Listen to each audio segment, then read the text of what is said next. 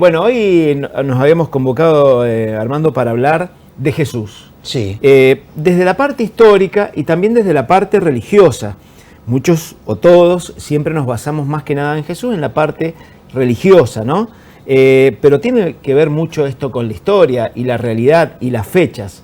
Sí, Jesús, por supuesto que ya está absolutamente comprobado y casi todos los historiadores del mundo estamos de acuerdo que existió.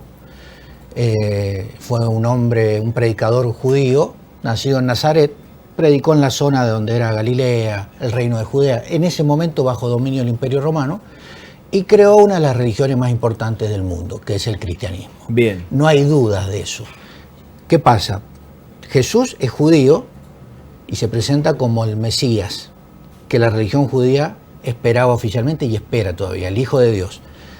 La alta clerecía judía de ese momento no lo acepta y lo rechaza.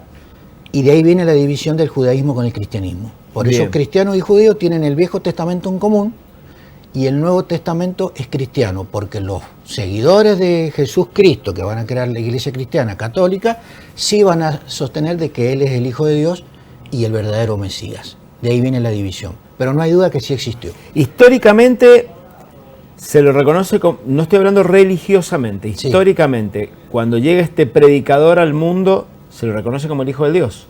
No, eso lo van a reconocer sus seguidores, los discípulos y los feligreses a posteriores. Estoy hablando de décadas y siglos. Él se lo considera un predicador, más o menos en el año 30 y pico después de Cristo, porque cambió el calendario también, ¿no es cierto? Claro. Que tenía una religión o promovía una filosofía, te diría, teológica distinta para la época, porque el cristianismo, no estoy hablando de la religión para que nadie se sienta... No, estamos hablando históricamente. Históricamente, el cristianismo, ¿qué propone? Algo revolucionario, amor al prójimo, te pegan una mejilla, ponen la otra, no violar, no robar, no matar, todos somos hijos de Dios, todos somos hermanos, no la violencia. En una época en la antigüedad donde el Imperio Romano era atroz y sanguinario, donde existía la ley del talión, ojo por ojo, diente por diente, donde había masacres, donde se empalaba a la gente o se la crucificaba como lo mataron a él. Claro. Entonces, lo que hace Jesús es irrumpir con un discurso revolucionario. Y por eso lo van a rechazar mucho, ¿no? Bueno, históricamente, ¿qué podemos hablar de los milagros de Jesús? Bueno, eso es fe. Según hay historiadores de la época... Curaba gente, curó un ciego, sí, hay testimonio. En la película hay testimonios. Testimonio. Flavio Josefo, que era un historiador de la época, en aquel momento, en esos momentos nos basamos en sustrato escrito, ¿no es cierto? Está las cartas de Pablo de Tarso, tenemos otro historiador, Seutonio, también romano, que dan fe de eso. Después tenemos los evangelios, San Marcos, San Lucas, San Juan, que son discípulos de Jesús, que después predicaron el evangelio y van a empezar a fomentar la religión cristiana, que se va a hacer muy popular. Los milagros se aceptaron como que existieron, pero por supuesto también desde la fe. Un ateo, un agnóstico te diría, no, eso no es posible, pero desde la fe están relatados en los evangelios y en los documentos históricos que tenemos de esa época. ¿En la fe como obra de Dios o como obra de la fe? Para el cristiano Jesús es el Hijo de Dios, es Dios encarnado en su Hijo, ¿se entiende? Pero además, como vos me dijiste, vamos con el tema histórico y social. ¿Sí? Jesús, ¿qué dice? Viene a reivindicar a los pobres. Sí. Acordate todo lo que dice, el reino de los cielos será de ustedes. Dice otras cosas también bastante incómodas para la época. Es más fácil que un rico entre el cielo que un camello pase por el ojo de una aguja.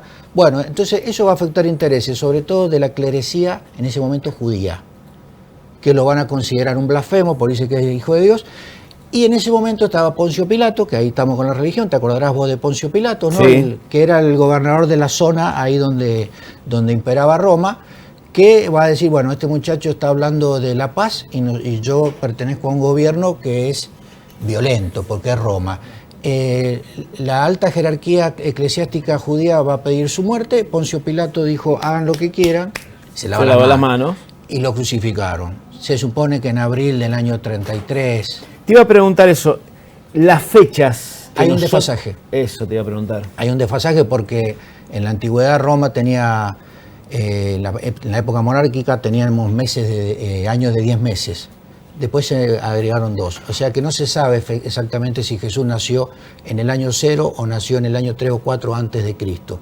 y tampoco se sabe lo del 25 de diciembre. Eso sí está comprobado históricamente, Roberto, que esa fecha, el 24 de diciembre, Nochebuena, 25 Navidad, se plasmó artificialmente. En realidad esa fecha era de un dios del cercano oriente que se llamaba Mitra, que era muy popular en el Imperio Romano. Entonces, cuando el cristianismo se empieza a hacer popular y después se va a oficializar, te estoy diciendo en el año 380 después de Cristo, se pone la fecha de Mitra como el del nacimiento de Cristo. No se sabe cuándo nació Jesús. También empieza a tallar un poco el tema Papá Noel ahí.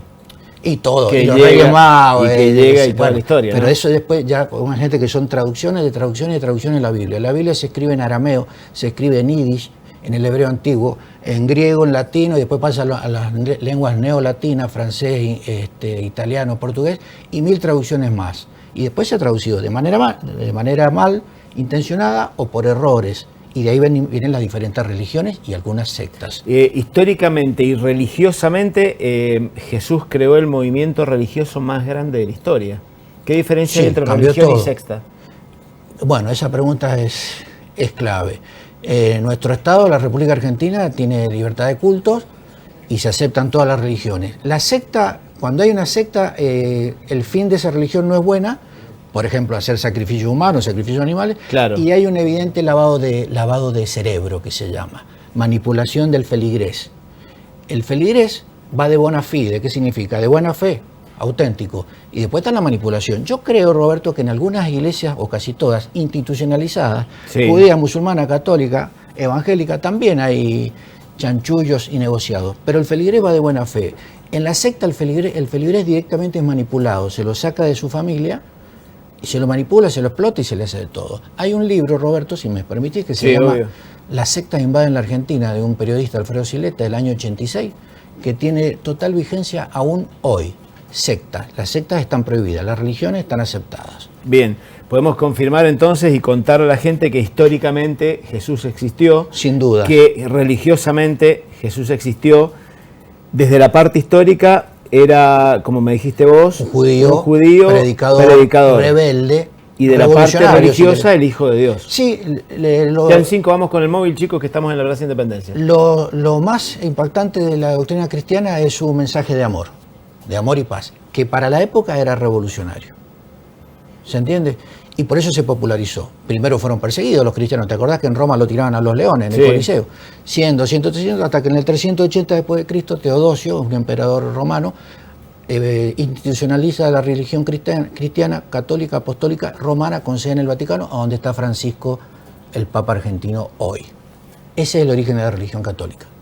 Te pregunto para otro día, muchas de las cosas que pregonaba Jesús no condicen como está el Vaticano hoy, ¿no? Jesús no tenía el Banco del Vaticano, no tenía el oro que hay en las paredes. Por eso. Bueno, la institución es una cosa, lo hemos hablado, y la fe de la gente es otra. Si yo digo que a mí no me representa el Papa, lo digo ahora, no pasa nada. Pero si yo esto lo hubiera dicho en el siglo XIV después de Cristo, la Inquisición me prende fuego en la hoguera. Mirá. Este Papa, el anterior y el anterior, han pedido disculpas por grandes trastadas, te puedo decir, que ha hecho la Iglesia Católica, crímenes, que fue cómplice. Pero esa es la institución, claro, y no es la doctrina de Jesús. Jesús nunca dijo que había que quemar a una persona en la hoguera, ni que había que ir a la guerra santa. Jamás dijo eso. Están los 3 años de predicación de Jesús en los evangelios: San Marcos, San Juan, San Lucas y San Mateo. Y está clarito ahí.